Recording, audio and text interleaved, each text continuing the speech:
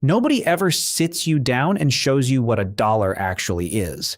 They show you what it buys today. Nobody shows you what it could have become tomorrow. That second version of the dollar, the one that never got a chance, is the one that quietly decides how the next 3 decades of your life go. This is the story of that second dollar. You're 23. Nothing dramatic is happening. Rent clears, groceries get bought, the phone bill goes out on auto pay, and somewhere in the cracks of an ordinary week, $10 a day slips out without asking permission. A drive-through order, a buy now, pay later, split on something you forgot you wanted by Thursday. None of it feels like a decision. All of it is one. One night you're lying in bed scrolling and a video stops your thumb. It says $10 a day invested in a simple index fund averaging 10% a year turns into roughly $600,000 in 30 years. You sit up, you open a calculator app and run it yourself because numbers like that are supposed to be wrong. It isn't wrong. It's just compounding, and compounding doesn't look real until you've watched it happen. The next morning, before your coffee's even finished, you open a brokerage account. Not because you feel ready, nobody ever feels ready, but because you finally understand something nobody explained to you before. Doing nothing is also a choice, and it has a price. You just never got the receipt for it. You pick a total market index fund. Low fees, wide exposure, nothing fancy. You set up an automatic transfer, $10 a day, moved before you ever see it hit your checking account. This one decision matters more than the amount ever will. You're not relying on willpower. You're relying on a system that doesn't check in with your mood, your motivation, or your Tuesday. Day one. The balance says $10. It looks like absolutely nothing. It looks exactly like the beginning of $600,000 and exactly like the beginning of never starting at all. From the outside, those two futures are identical on day one. That's the trap. That's also the test. 1 year in, the account sits around $3,830. You put in $3,650. The market handed you the rest, about $180. For doing nothing except not touching it, it's a small number. What it represents isn't small at all. A machine is now running in the background of your life, whether you check the app or not. 3 years in, roughly $12,000 sits in the account. You've contributed about $10,950. The market's added a little over $1,000 on top. This is the stretch that ends most people's investing journeys. Not because the money runs out, but because the patience does. 3 years of consistency with barely anything to show for it emotionally. Nothing about the number rewards you the way a new pair of shoes does. So people quit here. Quietly, reasonably, one skipped transfer at a time. You don't. 5 years in, the balance is close to $22,000. Contributions, about $18,250. Growth, nearly $4,000, generated without a single extra hour of work. You run a new kind of math for the first time. Not what did I put in, but what did I give up to put it in? Not in guilt, in clarity. A $10 charge stops being $10. It becomes a small, quiet withdrawal from a future balance you can now actually picture.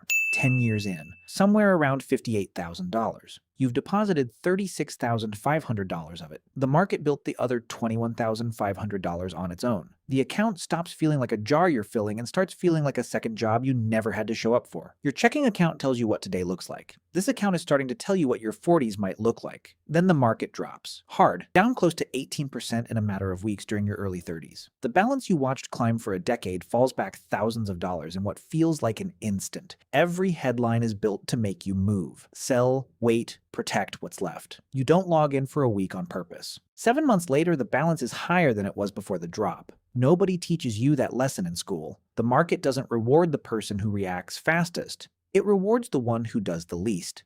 15 years in, around $116,000. Your contributions total roughly $54,750, meaning, for the first time, the market has put more into this account than you have. You are no longer the majority owner of your own money. Time is. Here's the number. Nobody ever says out loud that $10 you almost didn't invest at 23 isn't a $10 decision anymore. 30 years out at 10% compounded, that single day's $10 quietly becomes worth close to $175. Not on a receipt, not on a bank statement, just sitting there in the math, invisible the whole time. You're at a cousin's engagement party. Your younger cousin, 25, corners you near the dessert table and asks why you never seem stressed about money the way everyone else at the table does. You don't have a clean answer, so instead of explaining, you just open your banking app and turn the phone around. She stares at it for a second too long. Not impressed, more like confused, like the number doesn't fit inside what she thought was possible at your age. She asks how. You tell her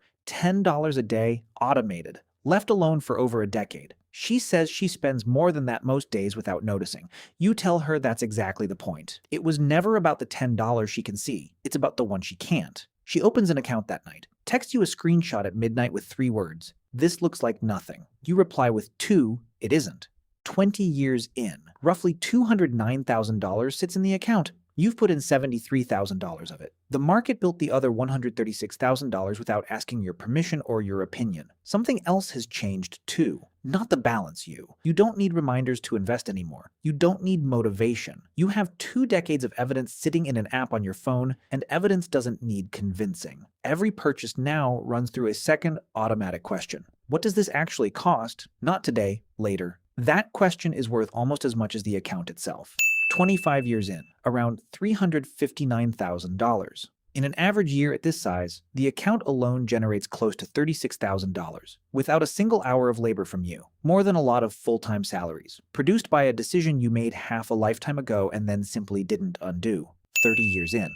The balance is near $600,000. Total contributions across 3 decades, about $109,500. The market built roughly $490,000 of it on its own. For every dollar you personally put in, the market handed back more than 4. This isn't a retirement number, it's an options number. The difference between working because you want to and working because the bills say you have to. Somewhere right now, someone is 23, holding a $10 bill, tired, hungry, and completely unaware that the money in their hand isn't a $10 decision. It's a 30-year decision that happens to be wearing a $10 costume tonight. They won't feel that? They're not supposed to. The feeling doesn't show up until year 5 when a few $1,000s appear that they never technically earned. Or year 10 when the balance quietly crosses 6 figures territory faster than it should. Or year 20 when they realize the market has outcontributed them. And all they had to do was start early and not stop. The $10 was never the hard part. 30 years was never the hard part either. The only hard part was believing on day 1 when the balance looked like nothing, that it wasn't. So that is the true power of a single $10 bill. It all comes down to whether or not you choose to believe in your day 1. So the question is, when are you starting your own $10 daily saving plan? Is today your day 1, or are you still waiting for the perfect time? Let me know your thoughts down in the comments. I want to know when your financial journey is beginning. If this video changed your perspective, make sure to like the video and subscribe to the channel. See you in the next one.